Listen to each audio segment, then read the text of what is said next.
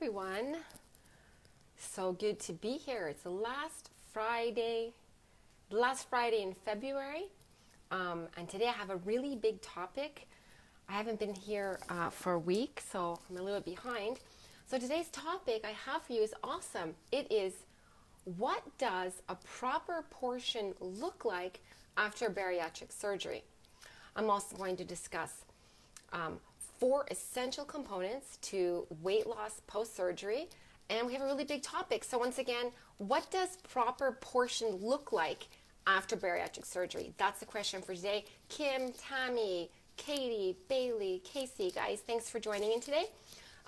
Just before I get started into our big topic today, I wanted to say thanks so much for joining me on this beautiful Friday in February. And let's talk about intermittent fasting.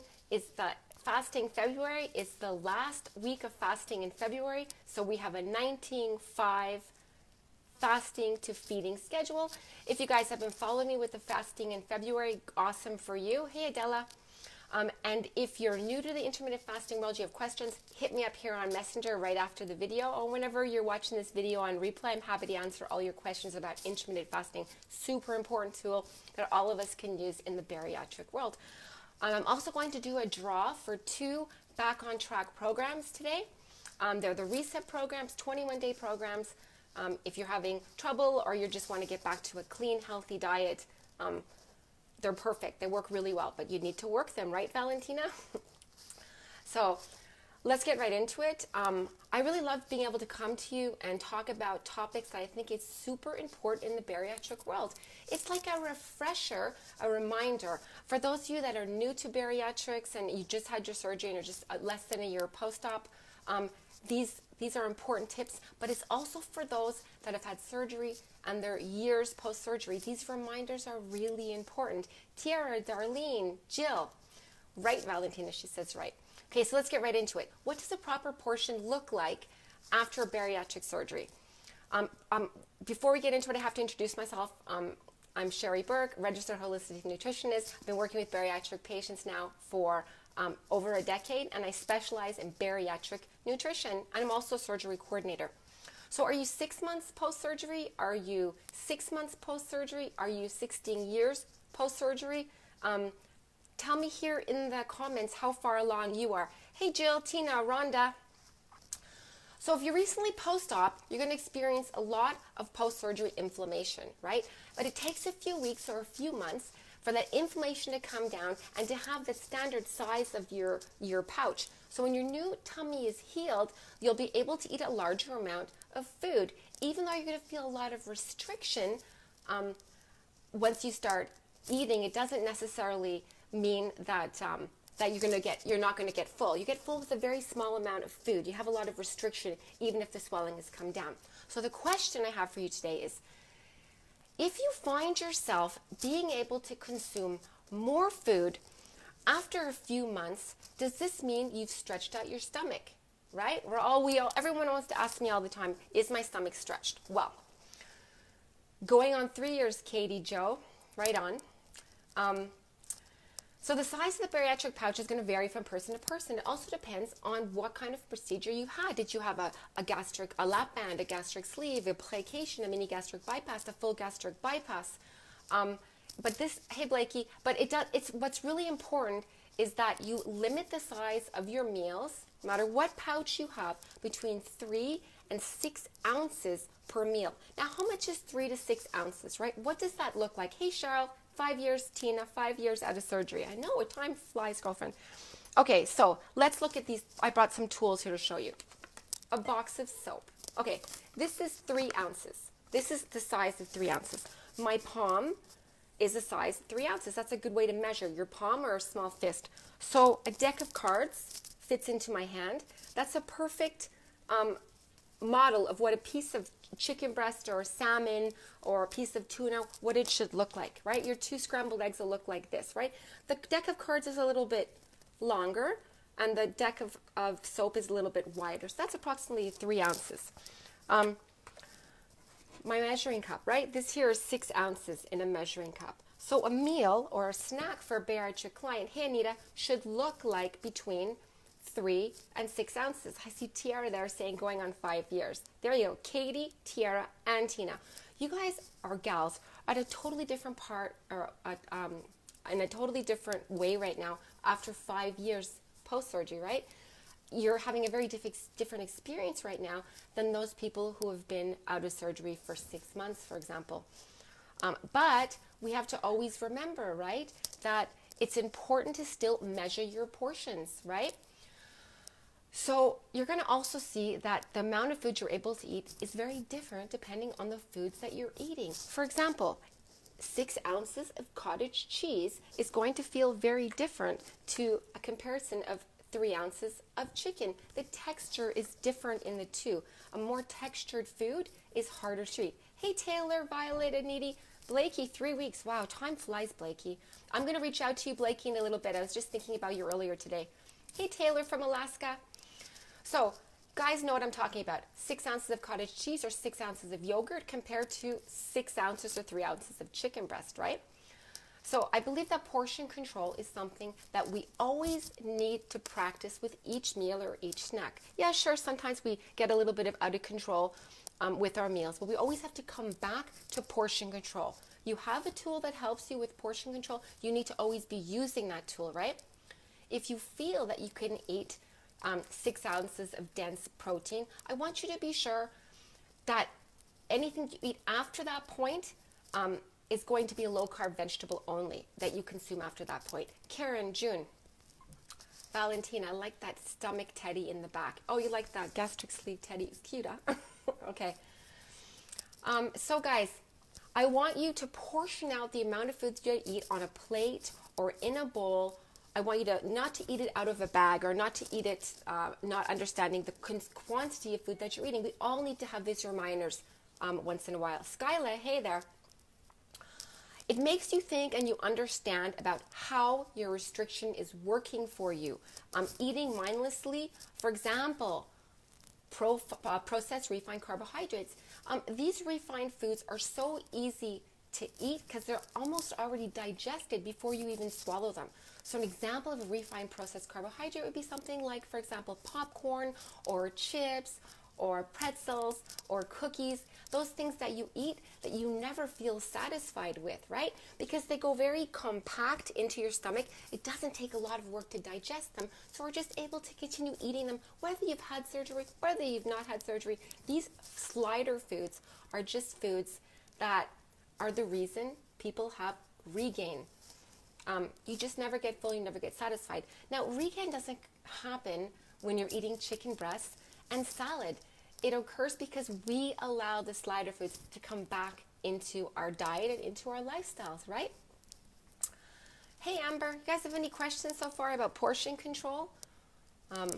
Any ideas, any comments? Lindsay, nice to see you. Okay.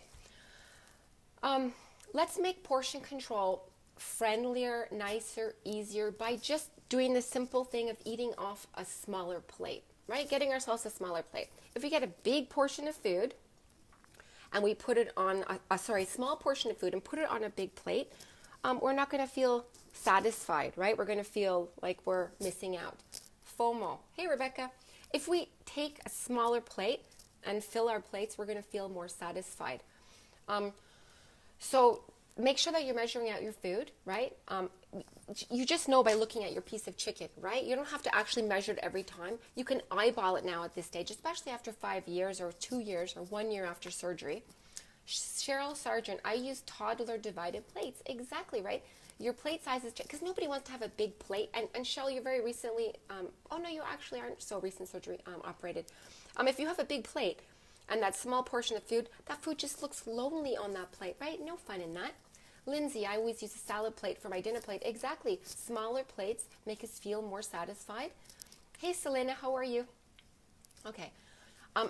Basic guidelines to follow also. Okay, speak to your bariatric nutritionist in order to ensure that you're meeting all of your macronutrient requirements. If you don't have a bariatric nutritionist, reach out to me, ask questions. That's what I'm here for, to support all of you in this bariatric world. Hi, Amber. Okay, each meal or snack should not exceed 3 to 6 ounces, right? Whether it's a snack, whether it's a meal, eyeballing it, just remember 3 to 6 ounces. This is 3 ounces, double that, 6 ounces. That's how much food we should be eating at a snack or at a meal. You should aim to have half of your meal consisting of proteins, such as chicken breast, fish, salmon, eggs, all of that good stuff. And the balance of your meal is going to consist of low-carb vegetables such as broccoli, cauliflower, side salads, green beans, all those good veggies.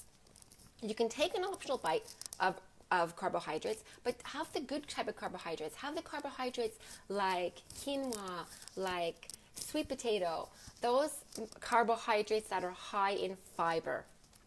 Judith, hey Judith. Okay, so there's no perfect way to answer the breakdown of macronutrients you should be having. So macronutrient is your protein, your fat, and your carbohydrate. Those are your 3 macronutrients. Hey Rita, Ruda, have seen you, it's been a while. Okay, so those 3 macronutrients, it's really hard to say exactly how much you should be having because a lot's going to depend on your medical condition, on your current health status, on your gender, on your activity level. There's a lot of things that needs to come into consideration. But here are a few general guidelines post-bariatric surgery that clients can follow. Phyllis, Pat. Okay, guys, aim for between 800 and 1,200 calories a day while you're actively losing weight. That's the magic number. 800 to 1,200 calories a day when you're actively trying to lose weight. Also, aim for 60 to 80 grams of protein. This is 30. This is 60, right? 60 grams of protein per day. Okay, if you have questions about how much protein you should be getting, reach out to me here. I can do the breakdown for you and tell you what you should be aiming for, you on a personal.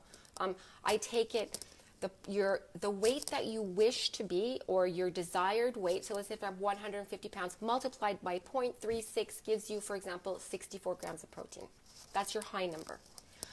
Okay, aim for a lower carbohydrate level, but eat your high fiber vegetables. Don't forget to eat your vegetables, please. I'm a veg head and I think it's really important to try to eat vegetables. Even if you don't like them, give it a try. For example, I don't love avocados, but I make myself eat them because I know that they're really good for me. And as time goes by, I like them more and more. Hey, Laurel. Hey, Pat. Tina, I always throw a portion of food away. That's how I've changed my mindset of having to clean my plate. Yeah, exactly. Or recycle the portion, right?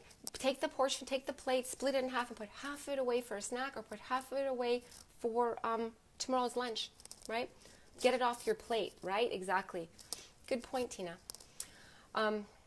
So for example, aim to eat less than 60 grams of protein if you're going, let's say you're going to eat 60 grams of protein a day. Aim to have less than 60 grams of carbohydrate. That's the magic number. Eat less carbohydrate than you do your proteins. And make sure your carbohydrates are high in fiber, please.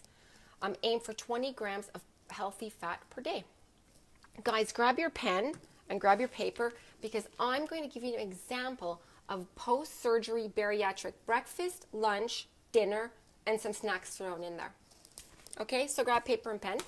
Now, guys, this isn't for people who are 1 month out of surgery. Blackney, this isn't for you, right? Blakeney, this is, I know you're just recently post-surgery. So this is going to be somebody who's farther out of surgery. It's going to give you a good example of what it looks like to eat 30 grams of protein, for example, 3 ounces of protein, and the rest vegetables. So here we go. Hey, Ricky. Breakfast. Okay, so 1 to 2 scrambled eggs with 2 tablespoons of onions or peppers. For example, I would do mushrooms because I like mushrooms a lot, but you can change those vegetables, keep them low carb, and with a small slice of avocado. That's a perfect breakfast. High in protein, healthy fat, low in refined processed carbohydrates, gets you going, keeps you going for a good amount of time. The next meal will be lunch. Here's a perfect size, 3 ounces of salmon. Combine that with 4 nice-sized Brussels sprouts, and you can use a teaspoon of olive oil or avocado for cooking your Brussels sprouts, or you could use a pat of butter on your Brussels sprouts. That would be perfect protein, carbohydrates in your vegetables, and your fat on your vegetables. Pat says, I'm 3 years out and starting to gain weight. So what do? This is what you do right here. Right here, right now, Pam. We're talking about right now. It's all about what we're eating. No refined processed carbohydrates. Dinner menu, okay, 2 meatballs, nice sized meatballs with a half a cup of zucchini noodles, or you could use miracle noodles or any kind of noodles that you like. Top that with a marinara sauce, low sugar marinara sauce, with 1 tablespoon of Parmesan cheese. So you have your protein, you have your fat from your meatballs and your Parmesan cheese, and you have your carbohydrates that are not refined. They're the zucchini noodles. Perfect balance. If you're hungry between meals, you have optional snacks. You can have 6 ounces of Greek yogurt. There you go. That's 6 ounces of Greek yogurt. Oh, there. Oops. You could have raw veggies with hummus. You could go for half an apple with a little bit of peanut butter. But is it a good idea to snack, right? You guys know how I feel about snacking. Hey, Matthew. Hey, Jill. You guys know I'm not a huge fan of snacking. But in the beginning, when you don't have a lot of space in your tummy, snacking becomes more important, right? Because snacking, your stomach is very small. You're holding a very small portion of food, right? So, but once you're able to sit down and eat 6 ounces of food, so you're able to eat 6 ounces of food, you're macro balancing your meals well. You're not going to have to eat snacks. If you're choosing the right foods, your blood sugars are going to be stable, your insulin levels are going to be stable, and you're not going to be having to reach for that snack all the time. So the deal is, once you hit your protein target, so a year after surgery, a year and a half after surgery, snacking becomes less important. Hey, Catherine. Hey, Patrick. Overall, okay, hey, Julia. Hey, I'm going to give some tips here. Overall, tips: practice portion control. Portion your food out, eyeball it at least. Let's face it, this isn't 3 ounces of food, right? This is 3 ounces of food, right? Don't forget to consume protein first before eating your carbohydrates. Make sure that let's say you have a plate with mashed potatoes. I know we shouldn't eat mashed potatoes, but mashed potatoes happens. It's life, right? If you're sitting down having your mashed potato, having chicken and mashed potatoes or sweet potatoes, eat your chicken first. Eat your chicken first, right? The pouch is not going to love the chicken as much as it loves the sweet potatoes because of the texture of the chicken breast, right? You're going to feel happier eating that sweet potato. Have your sweet potato, but have 2 bites of it at the end of your meal. You can eat carbs, but make sure your carbs are always high in fiber, complex carbohydrate, not the refined carbohydrates. Think quinoa, for example, instead of white rice. When you're eating, try not to be distracted. I'm the worst for this. I get busy on my phone, on the TV with the kids. I get busy. Sit down, look at your food, especially if you're feeling like you're gaining weight right now or that you're a little bit out of control. Try to get back into control again by sitting down, taking a couple of deep breaths, having a glass of water a little bit before your meal, taking your time with the meal and thinking about the quality food that you're putting in your mouth. Hey, Taryn. Hey, guys. Nice to see you. Matthew, everyone. Thanks for joining me today. Okay, so 4 more pieces to weight loss that I wanted to mention besides the portion control. Those 4 things I want to talk about were sleep, walking, exercise, and de-stressing. Okay.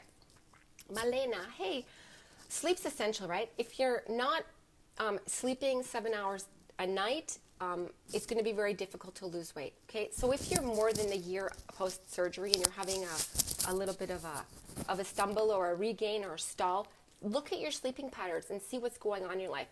Hey, Deanne, are you walking? I'm going to separate exercise from walking because I've seen so many people jumpstart their weight loss just by walking more.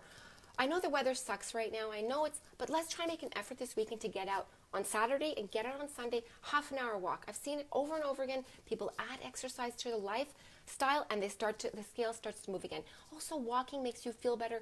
It's a way to de-stress. And that's my next thing is stress.